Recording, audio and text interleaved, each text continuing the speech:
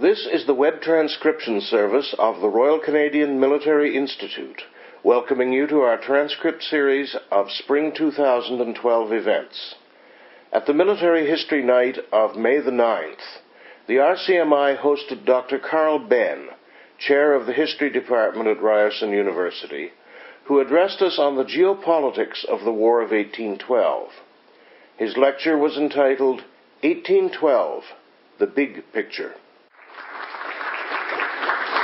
Okay, it's nice to be here. This is the second time I've spoken to RCMI. I think I talked about the Battle of York a number of years ago, and I recognize a number of faces in the audience from before. Pat asked me if I would bring books to sell, and I said no. But what I did do is I brought a list of books and articles you might want to get the library look at on relevant topics. So I'll pass the list round. Also, too, if you want to buy books, Indigo CA is much cheaper than getting them from authors at lectures and things like this. Well, as you can see from the title, this is 1812, The Big Picture. The cause of the war, the course of the war, the outcomes of the war, the big three themes. But, of course, the war has an enormous number of other themes. There were probably about 25,000 battle deaths during the war. So you think those 25,000 stories. You think of all the stories that come out of those stories. So it's much that we could look at, but we're just going to look at the big picture. The other thing about the War of 1812 is it disappeared. What happened? Oh, did I turn it off? Yes. Oh, okay, that's my fault. There we go. The other thing about the War of 1812 is that, in comparative terms, it was a small war. To give you an idea of the scale, at the height of activity in the war, when both sides had the largest deployment of troops, which was in 1814, both Britain and the United States each had only about 45,000 regulars operational across eastern North America and bits of the Caribbean, 45,000 each. Then if you think a year later at the Battle of Waterloo, we see the British and Prussian forces numbering 118,000, the French 74,000, all in just a few farm fields outside the capital of today's United Europe. So the War of 1812, on one level, was a small war.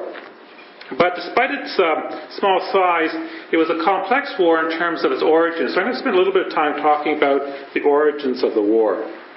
And a primary issue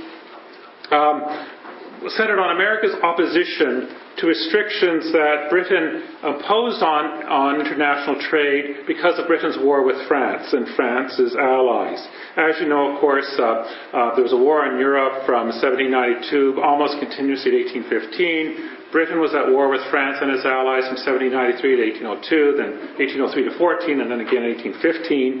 And the strongest weapon the British had was the Royal Navy. And the Royal Navy blockaded French ports and French allied ports, inhibiting trade with Napoleon's Europe. They also imposed all sorts of legal restrictions on trade, and the idea was to cripple the French economy and advance British interests in the war. Britain really had no choice. The situation was desperate. Napoleon's desire was to turn Britain into a French vassal state. And I don't think people realize how grim the situation was. Napoleonic France represented the gravest threat to the freedom of the island kingdom since the time of the Spanish Armada in the 1580s. However, the United States resented these restrictions on their trade.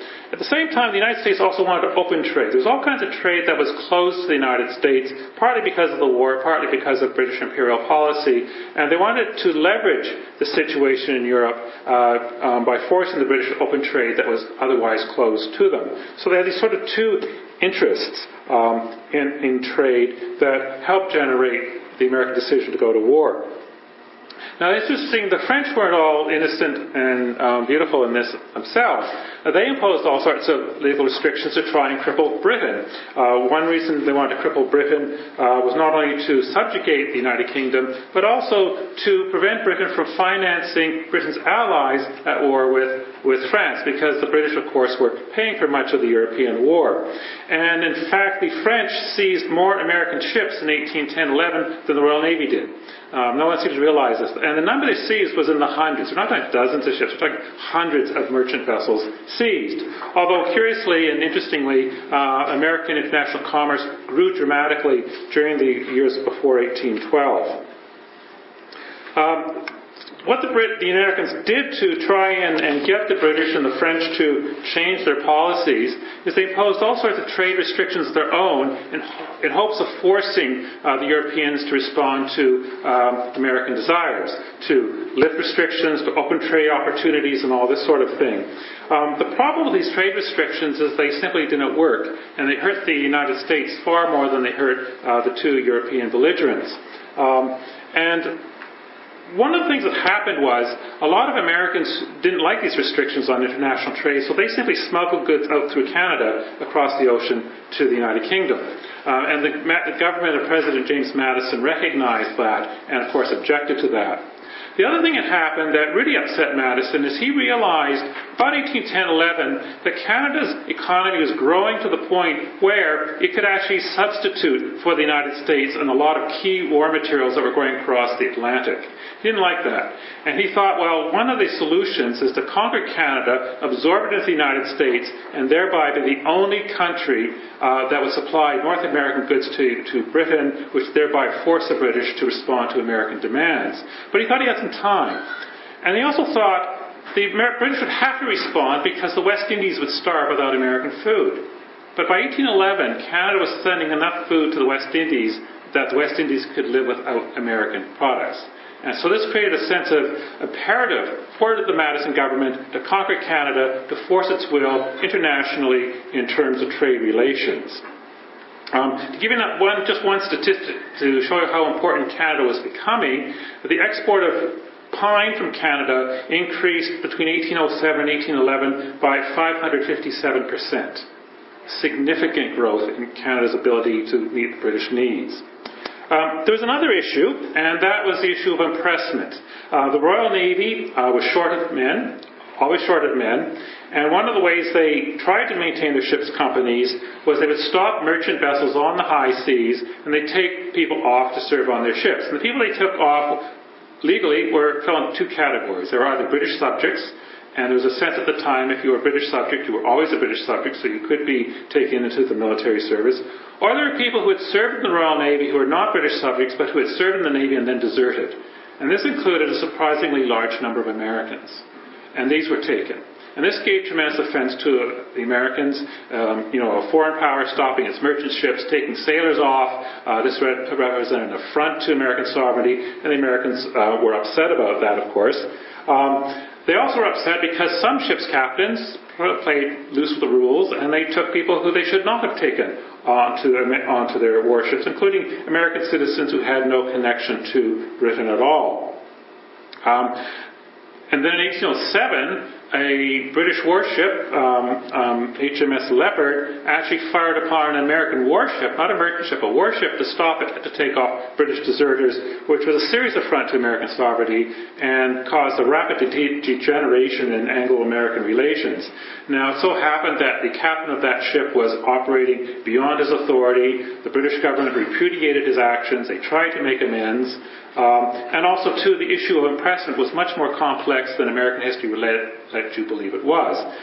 First of all, the number of people impressed into the Royal Navy illegally was exaggerated by the Americans. The American government put out a report saying about 6,000 people had been impressed. In contrast, a group of New England ship owners who had employed over 18,000 men in a 12-year period only could identify 35 cases of impressment, of whom only 12 were American citizens. Now, that's just New England, it's just one bunch of ship owners, but it's 18,000 employees. So there's an exaggeration going on. There's another issue, too. The British government tried to resolve the situation. They did not want war with America. So they said things like, well, give your guys citizenship papers and we'll leave them alone. Well, you could buy American citizenship papers on any dock in any port in the United States. American diplomats in London were selling them out the back door. They cost 2 shillings and 6 pence each. And 2 and 6 wasn't even a lot of money in 1812 for citizenship papers, and the British said, well, phooey on that. So it's a muddier issue than people often make it out to be. The other thing, too, is if people were impressed illegally, there was a legal process to return them, but government being slow and inefficient in those days, unlike today, of course, sometimes took a long time to do that.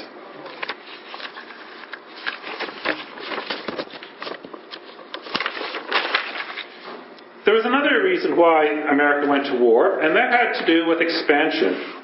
And there's sort of two key areas related to Britain where the Americans wanted to expand before the war broke out. The Americans wanted to expand into native-held territory in what's today Indiana, Michigan, and Ohio, and western Ohio, and Wisconsin, and Illinois. And now that region in 1812 was part of the sovereign territory of the United States. Everyone recognized that. Nobody denied that. However, the land itself was still largely owned by First Nations people. And the First Nations people did not want to give up the land. At least most of them didn't want to give up the land. And about 1805, two Shawnee half-brothers, Tecumseh, who you all know, and Tenskwatawa, who most people don't know, began to form an alliance to resist American expansion. And their alliance called for all the native people to unite, to hold their property in common, because one of the things the Americans would do is they find vulnerable chiefs in certain communities and get them to alienate land, which caused a kind of a domino impact on the loss of land. So they began to form this confederacy to resist American expansion. And their hope was to somehow create an independent native homeland in the Old Northwest. The Americans blamed the British for it. The British were not to blame for this. This was a native people responding to the oppression of the United States towards them. However, the British were involved. The British realized that if a war broke out with the United States, Canadian defense would be dependent in very large part on native assistance. So British agents were operating in this American territory. But they were walking a very, very fine line. Because on one hand, they did not want war with America, and they wanted to avoid war with America. And they wanted to avoid war in part by encouraging the native people not to go to war with America, because they felt that a Native American war would spill into Canada. But on the other hand, if war did break out between Britain and America, they wanted the natives to come in on their side. So they walked this very careful diplomatic line, and of course a great many Americans simply didn't understand it.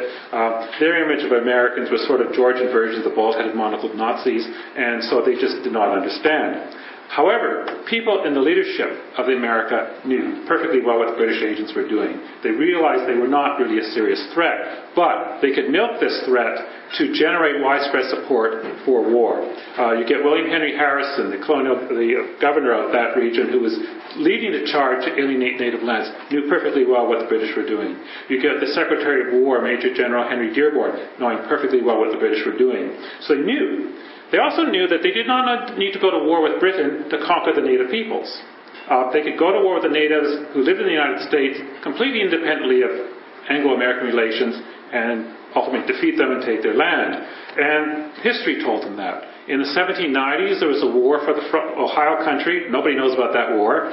But in that war, the Americans made war against the native people. They defeated them, conquered their territory. And at that time, the British and Canada provided a lot of support to the natives. They even built a fort 60 miles south of Detroit and garrisoned it at the height of the war, and British and American forces came within a few seconds of opening fire on each other in the summer of 1794. In 1812, the British never even dreamt of doing anything like that. So there's no need to go to war with Britain over taking over this native territory, but it helped generate support for war against Britain and an invasion of Canada. The other thing, too, about the native affairs out here is that we tend to homogenize native history, and we ought not to do that. When we think of the War of 1812, when we think of native involvement, we think of Tecumseh, Tenskwatawa, and the Western Tribal Confederacy in that Old Northwest region. Their headquarters was at Prophetstown, indicated on the map. They represented one large body of native people who were involved in the war. But if you go further west to the upper Mississippi, there was another group of native people, the Sacs, Foxes, Eastern Sioux, who also wanted to protect their lands from American expansion, but they were not part of the Tecumseh-Tenskwatawa Confederacy. They were quite independent of that, and they fought a separate war. And then you get Native people who lived in southern Ontario or Upper Canada. They were a third group, and they had a different set of agenda concerns. They, before the war broke out, thought that they should probably just be neutral, because they figured, look at the odds, the British are going to lose. Why would we support the British and get, punished by the American victors for doing so? Now, in the end, they decided that the Americans represented a very grave threat to their independence. They tended to ally with the British once the war broke out. But going into the war, there was a lot of uncertainty as to what they would do. Other Native people, like the Shawnees of eastern Ohio or the Iroquois who lived in New York State, allied with the Americans. Going into the war, they tended to be neutral, but once the shooting started, they entered the war largely on the American side. And so you've got about 1/6 of the Native people of the Great Lakes region allying with the Americans, not with the British. And their view was that they were surrounded by American settlement, and they had to ally with the Americans in order to differentiate themselves from other Native people, to support the Americans, hopefully buy enough goodwill to protect their interests moving forward. So there's quite a bit of diversity in the Native world. The other thing that's interesting about the Native world is that there's actually two wars going on. There's the War of 1812 between America and Britain from 1812 to 15, but there's a Native War, Tecumseh's War, let's call it, from 1811 to 1813. Closely integrated to the War of 1812, closely parallel, but it's a different war. And it started in November 1811 when the Americans attacked Prophetstown. Fighting broke out then. But it was natural, of course, when the Anglo-American War broke out in June 1812 that the natives would ally with Britain because they were already at war with America. Now, I mentioned earlier that Madison wanted to conquer Canada to deprive Britain of any alternative source of North American goods, although, of course, he saw other benefits of conquering Canada. But other people wanted to conquer Canada for a diverse range of reasons. And these people had to be pulled into a sort of a big coalition to support invasion, to give Madison the political power base to get the Congress to vote in favor of war. Some people wanted to invade and conquer Canada simply to punish Britain for affairs on the high seas. Some people had ideological and aspirational reasons to conquer Canada because they felt the American Revolution was incomplete. Britain was still in North America. America's destiny was to occupy the entire continent. So there were those kinds of views in place. Some people wanted to acquire Canada simply because it represented land to settle and resources to extract, and there were all kinds of good economic reasons for invading and conquering Canada. Like if you look at northern New York State and you're moving west, where do you end up? You end up in southern Ontario if you go straight. And so southern Ontario represented a logical place to invade. Not everybody agreed on exactly what to do with Canada, and there are different visions. And an example of this is a guy called Peter B. Porter. And if you've ever been to Buffalo, you've seen Porter Avenue and Porter this and Porter that. So he's from Buffalo, Black Rock. And he was a leading figure in the War of 1812. He was a politician who belonged to a group called the War Hawks, who advocated war with Canada, and he generated support for war. And during the war, he was a brigadier general. He fought in Canada against British and Canadian forces. Well, he thought Canada should be conquered. He thought all of it should be conquered, but they shouldn't keep Quebec. Now you might say, why didn't he want to keep Quebec? And it's not for the reasons you're thinking. He was perfectly well aware that what would happen within a few years, in fact, the work had stopped because of the war, a canal would be built. And the canal would connect Buffalo, Black Rock across New York State to Albany, to the Hudson River and down to New York. And this would be this fabulous new artificial route that would take goods from the heart of North America through New York State and out to the Atlantic world. And he owned a lot of property at Black Rock, Buffalo. He was a big investor in this, a big promoter of this. And he thought that the other way out to the Atlantic world, to the St. Lawrence, was in foreign hands. That would enhance the profitability and the opportunities of his canal. So you get this very strong economic desire influencing some of the thinking about the conquest of Canada. The other thing about Peter B. Porter is he ran a business of carrying goods around Niagara Falls.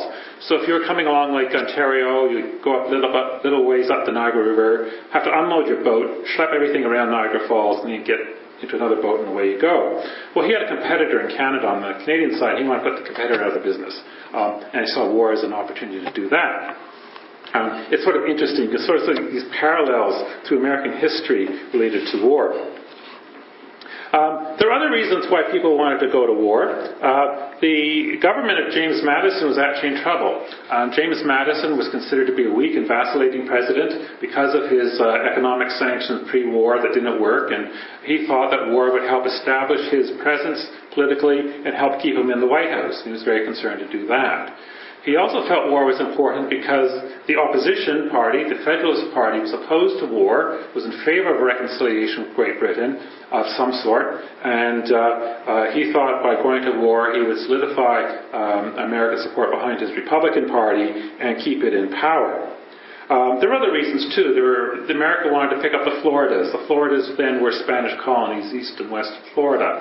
And there were filibusters trying to steal them from Spain, and the American government was secretly supporting these filibusters. Well, they felt that war with Britain would be part of a larger expansionary drive to increase the size of the United States. Now, historians debate which of these causes is the most important. But what they all agree on is that there would have been no war had there not been a war going on in Europe. On the one hand, the European war made Anglo-American relations bad and helped generate war just on that one level. But on another level, America would not have taken on Britain had Britain not been engaged in a war somewhere else, because they would have taken on one of the world's great powers and they would have probably been defeated. But 1812 was a great time to declare war on Britain. Napoleon had just headed off towards Russia with 600,000 soldiers. Everyone thought he'd win. Everyone thought within a year the Baltic ports would be closed to Britain. The Baltic ports supplied a lot of the same materials North American ports produced, and the British would lose that. They'd probably lose Canada.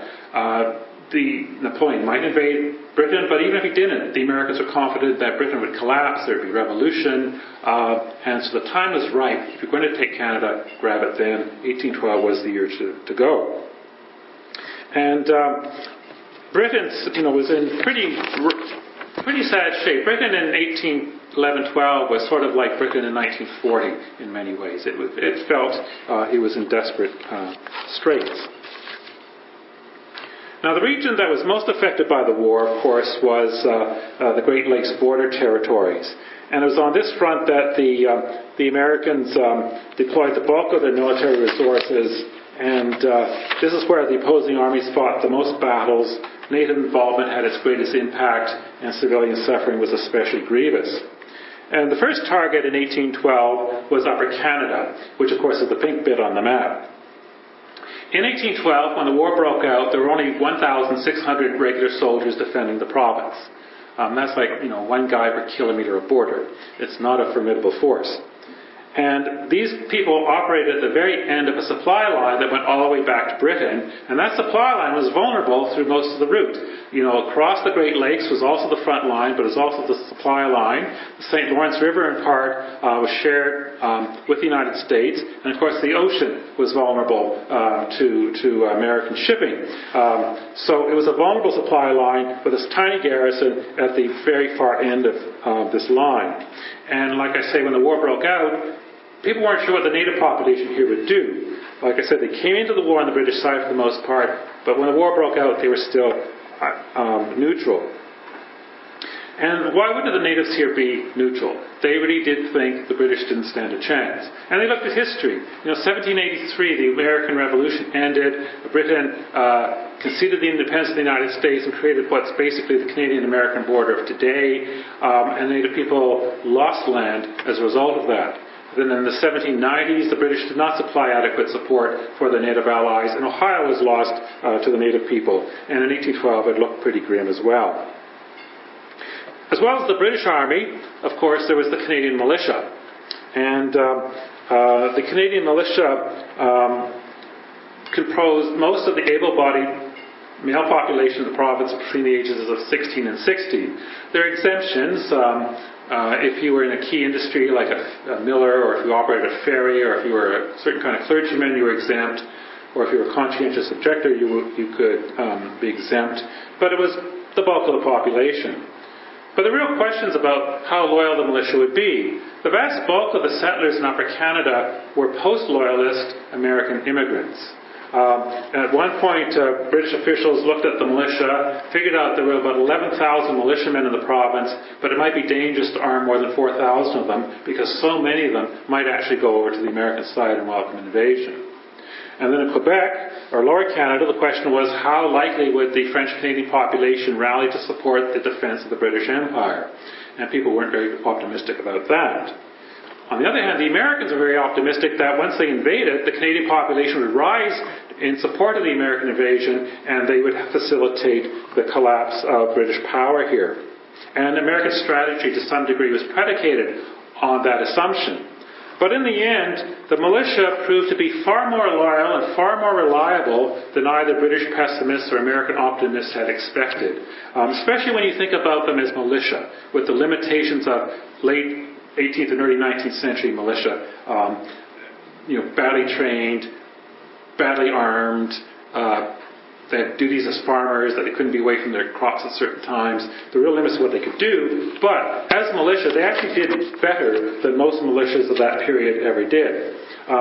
You think about Queenston Heights and the final advance when General Shape marched across the field against the Americans, that final climactic event. Half his line was militia, right? Now you don't think of militia as front-line troops in a battle like that, stand-up linear troops, but half the guys were militia. Okay, so they actually do very, very well. Well, London sent what supplies it could across the Atlantic Ocean to defend Canada. They sent what troops it could, but they simply could not send significant reinforcements here because of the war in Europe, which looked bad at that time. And to give you an idea of the demographic imbalance, France since 1812 had 30.3 million people. The United Kingdom, including Ireland, which of course was its own basket of problems, the total population of the UK was 18.5 million, so slightly more than half of what the French population was. On this side of the Atlantic, things were even worse. The population of British North America was 500,000. The population of the United States was 7.7 million. And this gives you a sense of the scale. Like I said, the population of British North America was 500,000. In the war, the Americans called out 450,000 militiamen. So you can idea how bad things looked on the surface in 1812. In fact, in 1812, most British officers thought the situation was hopeless and that the plan was to offer what resistance they could, but that they probably would have to give up all of Upper Canada and possibly all of Lower Canada, except perhaps for the stronghold of Quebec City. Although Britain's fundamental war aim was not to make concessions or to give up land to the United States if possible. Yet despite the overwhelming regional potential strength of the United States, James Madison's Republicans did not prepare the United States sufficiently for war and thereby limited their nation's chances of success. They distrusted expansive government, they feared standing military establishments, and their stance was made worse by ideological blinkers and naive assumptions about the capacity of their militia and their volunteers compared to professional soldiers. And they made all kinds of really stupid decisions politically in terms of who to give command to, who to give the contracts to service the army to, and how to administer their army, which made their military efforts far less effective than they ought to have been. And also, of course, they were overly optimistic about what they could achieve. And that optimism was captured by Thomas Jefferson, who wrote in August 1812 this: "The acquisition of Canada this year, as far as the neighbourhood of Quebec, will be a mere matter of marching, and will give us experience for the attack of Halifax the next, and the final expulsion of England from the continent." Canadians have been dining out on this quote for, over 100 years. We love this quote because the mere matter of marching is so hysterically wrong. Right? And so we always trot it out. So I'm trotting it out. But the thing is, we always get hung up on the first half of the quote. We don't look at the second half. What's it all about? And what it's all about is the expulsion of the British Empire from North America and all of Canada being absorbed into the United States, either then or shortly thereafter, as various things collapse. Well, then you might say, well, given the resources the Americans had, what was Thomas Jefferson drinking that led him to say something as bold as that? And on one hand, we actually know the answer. We know exactly what Thomas Jefferson drank, because historians have looked at his wine cellar. But even cold sober, this was not an unreasonable assumption to make if you were a guy like Thomas Jefferson in 1812 and you looked at North American history, or even the history of the Americas. Because what you saw, if you look back through history, is you saw small investments financially or militarily leading to huge changes in the political geography of the continent. I mean, think of the 7 Years' War and the expulsion of France from North America in comparatively small campaigns. We think of the American Revolution, where that huge chunk of North American countryside became independent of Britain, again, in a fairly small war. Or you think of the conquest of the Ohio country, the final action, the Battle of Fallen Timbers, about 2,000 American soldiers, and Ohio gets conquered. Or you think of the Louisiana Purchase in 1803. They write a check and they double the size of the United States, right? Or you think of the Sac and Fox Treaty of 1804, which Jefferson was a leading proponent of organizing, where the United States, for $2,200 and an $1,000 a year annuity, picked up, basically, what's today Wisconsin, Iowa, and Missouri, in a brutally unfair, probably illegal treaty. So for a guy like Jefferson, massive changes geographically in terms of the political structure with small investments made a lot of sense. History told you that's what would happen. So when he said this, he wasn't, in the wine cellar. He was stone sober. Now, the other thing is, you can't just take one politician's quote and say, there's government policy. But you look at everyone around Madison, and they're all saying the same thing. And when they're developing support amongst wavering politicians to vote for war, this is the kind of thing they're saying. The conquest of Canada was the fundamental war objective of the United States. Fundamental, on one hand, for itself, and fundamental because of the view that it could massively influence the international trade situation to America's advantage. Now, the British didn't want war, and they tried to avoid it. They made all kinds of concessions, but there were limits to what they could do because they had to defeat Napoleon. They couldn't concede so much to the Americans that the Napoleonic forces would defeat the British. And one of the things the Americans kept yabbering about were the Orders in Council, basically a set of orders which regulated trade with Napoleonic France. And the British actually revoked the Orders in Council before they learned that the Americans had declared war. And the news got across the Atlantic 6 or 8 weeks later, and ostensibly there was no reason to keep fighting. But Madison decided to keep fighting. The war wasn't just about Orders in Council, just about impressment. It was about massively upsetting the international situation in the Atlantic world and in North America. Another thing the British did is they gave licenses to merchants to trade with the enemy to kind of offset some of the problems of the Orders in Council. And the British actually offered the Americans half the licenses to avoid war. And the British gave out about 10,000 licenses per annum. So this was no small concession, but the Americans didn't bite. And so I think it's pretty obvious if the Federalists had been government, not the Republicans, there probably would have been no war. The Federalists, such as under Washington Adams in the 1790s, in an equally dangerous world, represented American interests with far more sophistication and success. Well, the fighting along the Canadian-American border was marked mainly by a series of U.S. invasions of Canada through 1812, 1813, and 1814. And then at a secondary level, the British sometimes took an aggressive approach to thwarting their enemy, such as the capture of Mackinac in 1812 at the top of Lake Michigan, or the capture of Detroit also in 1812, which also brought on the surrender of Michigan, which came under British control for a time. And for the British, this was a good thing because, remember, Tecumseh and Tenskwatawa wanted an independent native homeland. And if they could help secure that independent homeland, they would thereby benefit their native allies and also make Canada more defensible by having a friendly power on their most vulnerable frontier than the United States. Both sides also pursued enterprises to gain local advantages or secure communications or to cripple their enemy's capacity to fight, as represented, for example, by the capture of Oswego, New York, by the British in 1814, which is represented on the picture. Now, the Americans, naturally, civilians suffered as the opposing forces fought through their towns and across their farms and looted their homes during these 3 years.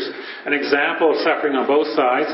In December 1813, the Americans were occupying what's now Niagara-on-the-Lake, and they decided to withdraw back to the American side of the border.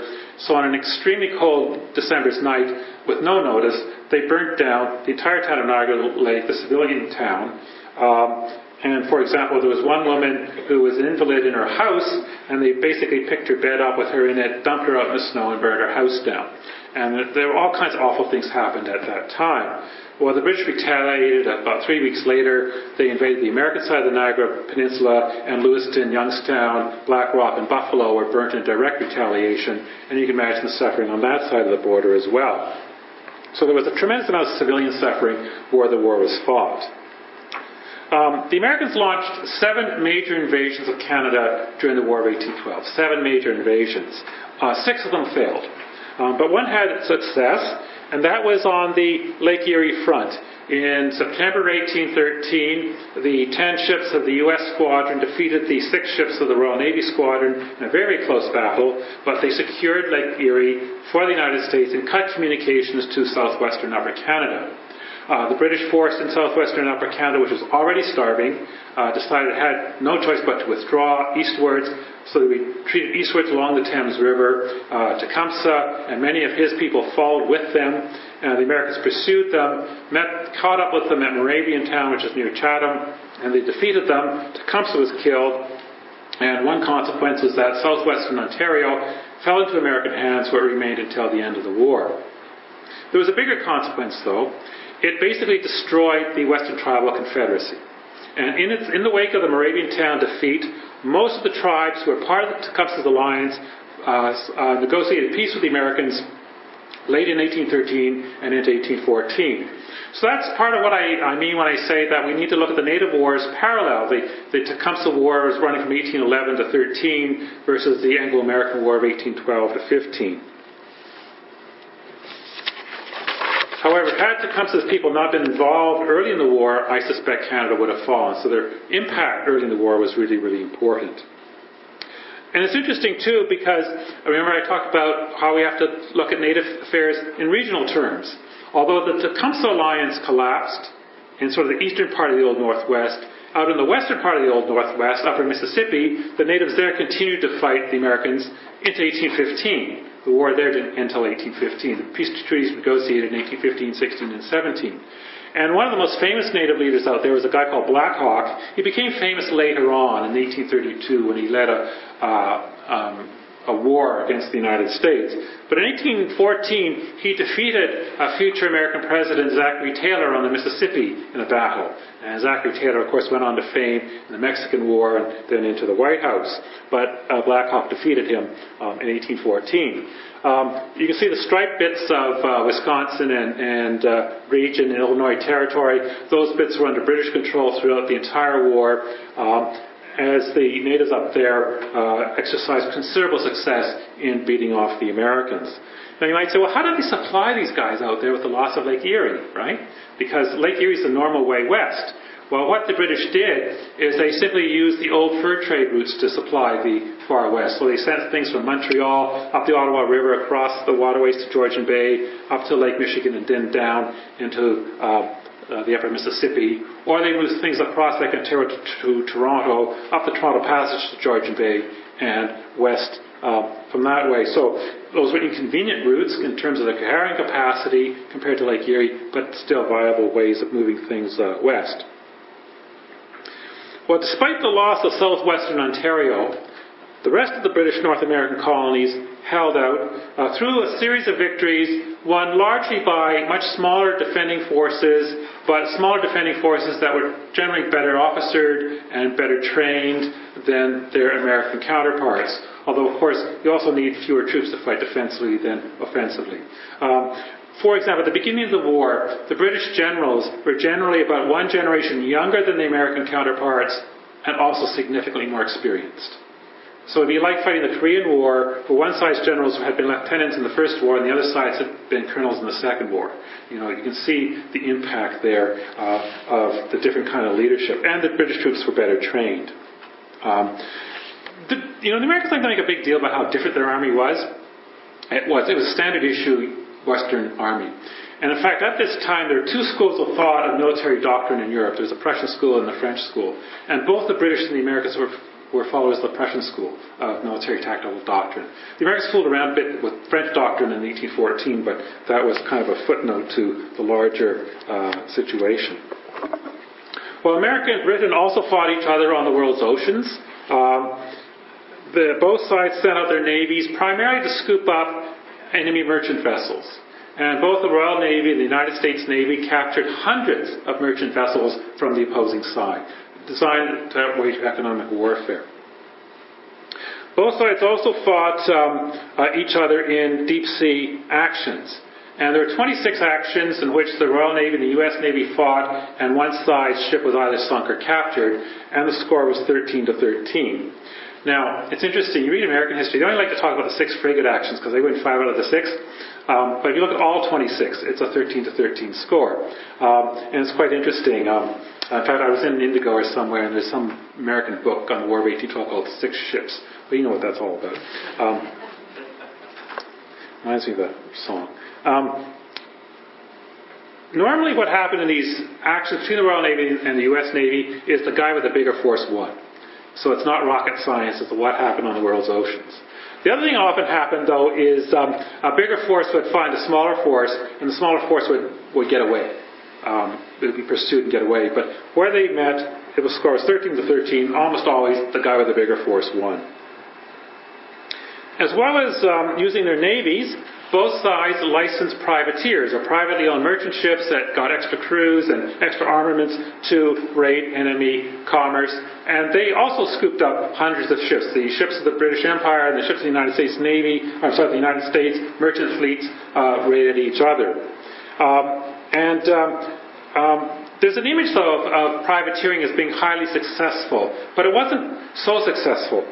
For example, we know that the Americans had 526 licensed privateers during the war, but only 207 of them actually ever took a prize. And many of those vessels were either seized or retaken or otherwise returned to their owners. And of these privateers, the Americans had 148 privateers lost, typically to Royal Navy action or to bad weather or to other challenges. Interestingly, while the French and the Americans were both at war on the Atlantic with the British, they didn't cooperate with each other. There's only one instance where, in 1814, the Royal Navy ship HMS Majestic found itself face-to-face with an American privateer, 2 French frigates, and a number of other French vessels, and it had to fight them off. But in fact, HMS Majestic won, and it captured one of the French frigates. So it lived up to its name. So that's a nice story for our side. You can see an American privateer on the lower right. In the upper picture, there's a clipping from a Nova Scotia newspaper, and you can see what's happening there. 2 privateers out of Atlantic Canada captured that list of American merchant ships, and then they're being sold at auction. So privateering was a kind of a licensed piracy. It was done for profit, but it helped, of course, the national aims of the 2 powers. Now, American warships in the same class as British warships tended to be bigger, more heavily armed, and had larger crews, although the Royal Navy at one point began to respond to these larger American vessels by building American-sized vessels of their own. And the United States Navy did quite well compared to how its Army did. However, in the end, the United States Navy could not represent American interests on the high seas. The Royal Navy was just too big. And as the war went on and as the situation in Europe improved, the Royal Navy sent more and more ships to the Western Atlantic. When the war broke out, the Royal Navy had about 20 ships in the Western Atlantic, but by war's end they had about 135. So you can see this escalation of warships into the region. And one of the things they did is they basically shut most of the U.S. Navy up in port. The American ships could not get out to sea because of the blockade of American ports. The other thing the Royal Navy did is it just shut down the American coastal economy. International trade for the United States, because of the British blockade, dropped by 90% from 1811 to 1814 because of the Royal Navy's blockade. And the Royal Navy's blockade was enormously effective, and most of the time they never had to fire a shot. Something we always think of wars as in dramatic terms. We need to think about these other impacts of hostilities. The Royal Navy also, of course, not only shut down international trade, but they shut down coastal trade. If you were a merchant in Boston and you wanted to send something to New York, the best way, the cheapest way, the fastest way was by boat until the Royal Navy showed up. Then you had to do it by land, which was slower, cost a lot more money, it's less efficient, so it had an impact that way. And it had a big impact on American public finance because most American government revenue came from customs duties and that sort of thing related to trade. And the United States by 1814 was on the brink of bankruptcy, according to some historians. I'm not quite sure that's true. And certainly there were real doubts about America's ability to continue fighting into 1815, given the economic situation that they faced. Now, there's some interesting things going on. If you look at the big line showing the blockade, you can see it's in different colors because the blockade grew as more and more ships became available. And the last bit blockaded was E, New England. And why was New England the last bit blockaded? Well, there's sort of two answers. One is that the biggest heart of opposition to the War of 1812 in the United States was in New England. So by not blockading New England, the British were trying to encourage this opposition to the war. In fact, there was a kind of a quasi-secessionist movement going on in New England, although people over-exaggerate how significant it was. For example, they had a convention called the Hartford Convention. All kinds of people thought it was going to lead to secession. And it was interesting, there was some naive young politician in Washington. He went to some senior politician, somebody in the Adams family, not the one with Lurch, but the one with, John. And this young politician said, "What do you think is going to happen, Harvard? What's going to happen? What's going to come of it? What's going to come of it?" And the senior Adams said, "A great pamphlet." So it wasn't really a big secessionist threat, but people kind of exaggerate that. But the British were trying to encourage the New Englanders who opposed the war.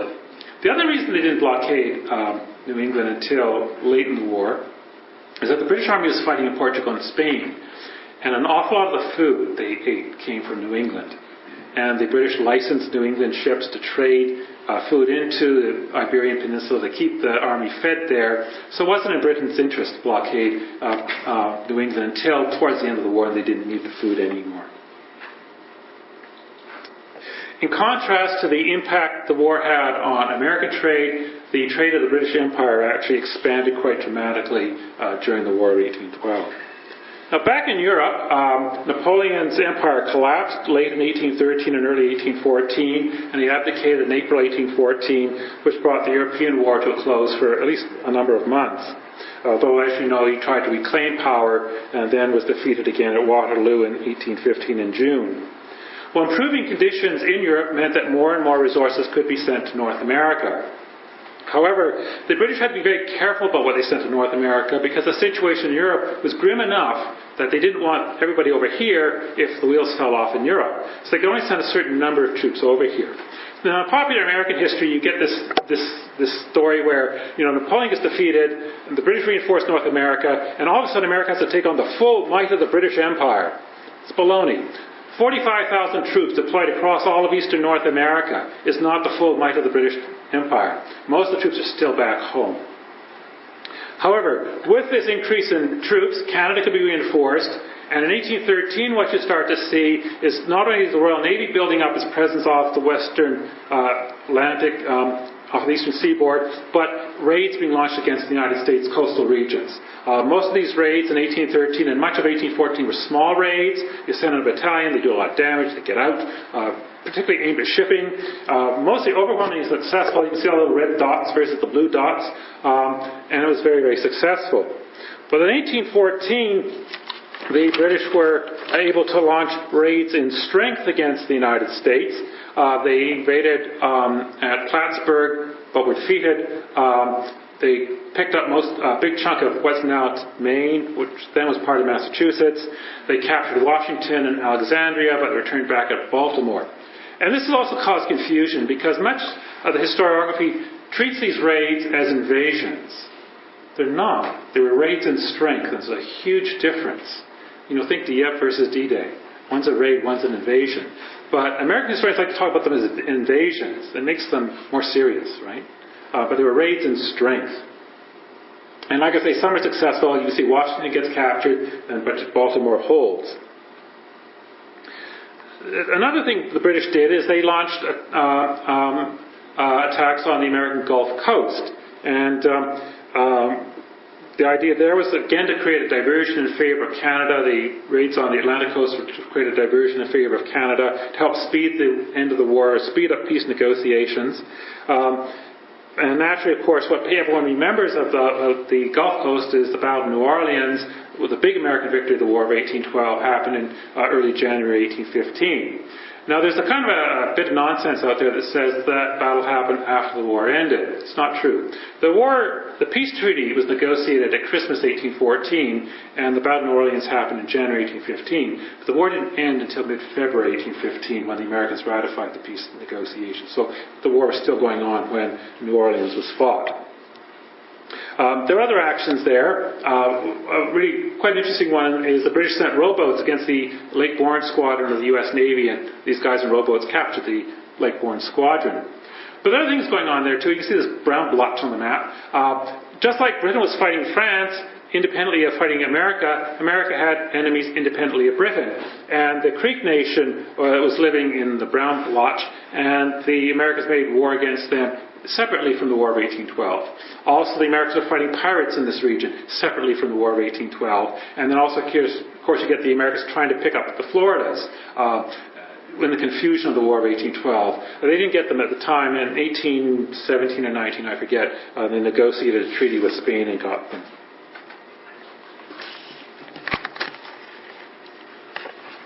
Well, efforts to end the war began almost as soon as the war broke out. Like I said, the British revoked the orders in council before they even learnt that the Americans had declared war. However, the Americans would never bite until 1814. And then in 1814, in August, the two powers sent diplomats to Ghent, which was then a Dutch city in Europe, to negotiate peace. And aside from the possibility of changing the northern borderlands to improve Canada's defensibility and promote native aspirations for a separate homeland, America's sovereignty was never threatened in the War of 1812. Britain simply did not and could not deploy the resources to reconquer the United States, and Britain had no interest in reconquering the United States.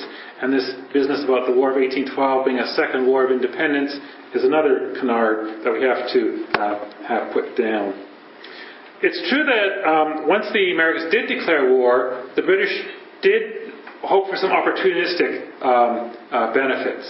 You know, their primary war aim was to keep Canada and not make any trade concessions or any other international concessions. But once the war broke out, they thought, well, maybe these Americans should be punished, and we'll pick up, Michigan and make it a homeland for the natives, or we'll do something else.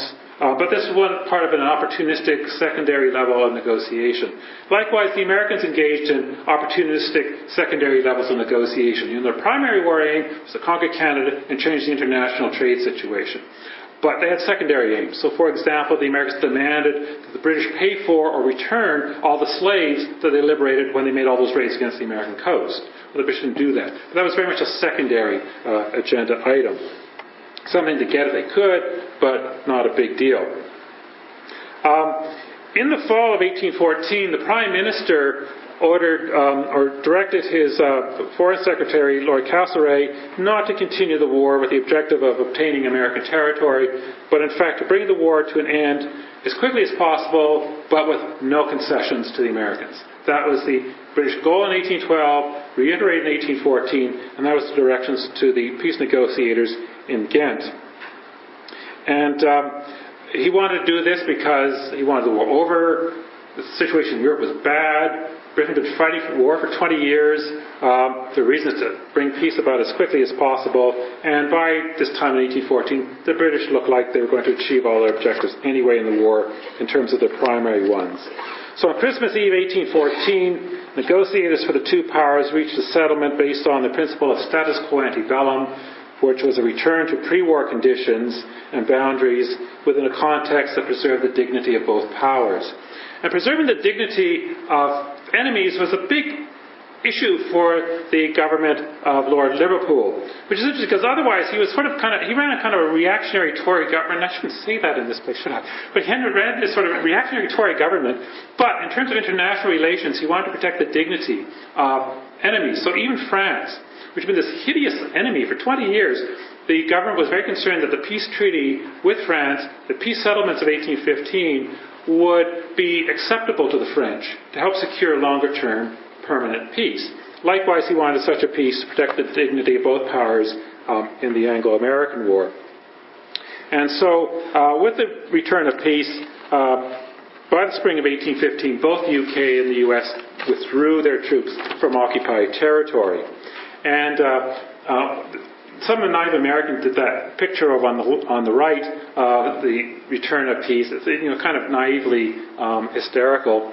And you sort of expect Fred Astaire to jump out of the box and finish the dance number with those two ladies. But when the peace was ratified in the United States in February 1815, which was the official end of the war, Americans seemed to forget why they had declared war. And they celebrated their successes in some of the ship-to-ship actions, focusing on the frigates. They celebrated their successes at Plattsburgh, Baltimore, and New Orleans. They cried blue murder about Washington and his capture and his destruction. And they interpreted the Treaty of Ghent as confirming the liberty and honor of the nation, even proclaiming that they had won a second war of independence. Lost in the euphoria in the United States was an important fact. Great Britain, which did not want hostilities, had waged a successful defensive war, which is quite a different thing from the old canard or the old platitude that the two sides had fought each other to a standstill. Britain intended to and did fight a successful defensive war. A war where things didn't change. That was the objective. Great Britain had gave up nothing to the United States. The United States achieved none of its goals in relationship to the United Kingdom. Very clear. And what you see in the United States is the high-end historians basically say that it's at the popular realm, the propaganda realm, the public history realm, where they say they won. But, historiography there is a little weaker and just plain wrong. What about the international situation in terms of, say, the blockade of Europe and the impressment of seamen? Well, those became non-issues simply because Britain defeated Napoleon, and they didn't have to blockade Europe anymore. They didn't have to impress seamen anymore. But they didn't give it the right to do so. And so we see in 1914, when the Royal Navy began to blockade Germany, the Americans squawked again, claiming a violation of their neutral rights. The peace treaty also restored Native people to the rights they had in 1811. This is not what the natives of the Old Northwest wanted. They wanted an independent homeland. But to achieve that homeland, Britain would have had to have continued the war into 1815, which might have been doubtful. And it simply was not in the interest of Britain or its Canadian colonies to continue war to achieve a homeland for Native people who lived within the sovereign territory of the United States. It's a hard lesson there. And of course, the Native people of that region largely had already made peace with the Americans in 1813 and 14, which made it even harder to negotiate. It's interesting because you get Liverpool writing, and like I say, he's this reactionary guy, but he writes all this stuff to his diplomats about trying really hard to get something good for the natives of the Old Northwest. And the diplomats in Ghent are writing back to London saying, the Americans talk about anything, but they won't talk about native rights. They just will not talk about it. It's a non-issue. You can't get anywhere with them on this. It was the one they're most vociferous on not negotiating. It's very, very interesting. However, the Treaty of Ghent in Article 9 did restore all Native peoples to their pre-war rights. The fact the Americans began to ignore that provision almost as soon as the treaty was negotiated is another story. It's quite a sad story. Although the story of Native people in Canada is no screaming hell either. The most important outcome of the War of 1812 was that British North America, in whole or in part, had not been conquered by the United States. Thus, the evolution of Canada's distinct North American identity within the British Empire continued. And of course, the history of Canada, of North America, and the world is very different than it would have been had Canada been conquered by the United States in the War of 1812. Well, I'm supposed to stop at 45 minutes or the trap door under me gives way. So I'll stop and I'll invite questions or comments or denunciations at this point. So if anyone has a question. Yes, sir. Do you know how many were killed in the siege of Erie? Total casualties for that? Not offhand. My sense is that British casualties, how many were killed in the siege of Fort Erie in 1814? My sense is British casualties were around, killed were about 1,000. Significant chunk of their total loss in the war, which were about 9,000 battle deaths. American casualties were lighter. but in the hundreds. But we know that figure, I just don't remember it offhand. But it's in that order. Well, that would be as many as Lundy's Lane, was it? The siege went on for some weeks. Yeah. Lundy's Lane was sort of a one-night affair. Actually, the killed at Lundy's Lane weren't that high. The casualties at Lundy's Lane were about 850 on both sides, but that included wounded. And it's interesting, Lundy's Lane, about 500, or not 500, the majority of British wounded were lightly wounded, whereas the majority of American wounded were grievously wounded. And the reason for that is the Americans were putting not just a musket ball in their muskets, but also a buckshot. And the majority of British wounded were buckshot casualties and back in action, very shortly afterwards. And it speaks to the better discipline of the British Army, because the British Army was about two-thirds the size of the American Army at Lundy's Lane. They both inflicted about 850 casualties on each other, but the British casualties inflicted on the Americans were far more grievous. And it speaks to better musketry, better training. Thank you. Sir, I'm over here. Oh, there you go. The question and comment is really on the Western campaign done by Detroit. In early 1813, the Battle of Ryerson River with General Proctor created, an attempt to create the Indian Territory north of the Indiana-Ohio state line, as it had been done there. Tecumseh was the leader. And there was a huge massacre of the survivors, the wounded, of the Americans. The British had left them to be picked up by their Americans after the battle. And the First Nations came back because they were disgusted that the British had walked away from a victory and were running away as they saw it. And they massacred some 200 or 300 American wounded. For which, when the Americans regrouped and came back, took Fort Detroit, took Fort Malden, and moved up the Thames Valley, the Kentuckians, who had saved the day at Ryerson River, massacred the Indians at Meridiantown, which was the death of Tecumseh. Now, the upshot of the naval battle on the upper lakes on Lake Erie was that the U.S. Navy moved their squadron. They blockaded, obviously, the Canadian trade routes, which went along the lake. It wasn't by canoe at that stage, predominantly, but the Northwest Company's supply route was Lake Erie up through that by ship up to the Sioux, and then by canoe up to Fort William. But the U.S. Navy blockaded that and shut down the Northwest Company for a year.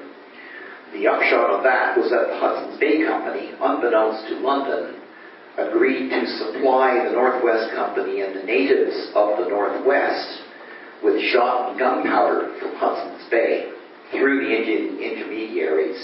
And that was how the Sauk and Fox and the Sioux were supplied for the later campaigns in the Indian Wars of 1813, 1814. And that's really my comment. Okay. A couple comments on your comment. The Frenchtown Massacre has been exaggerated. You're right that there were American wounded left behind when the British moved back to Canada, but the number murdered was in the dozens, not in the hundreds. However, the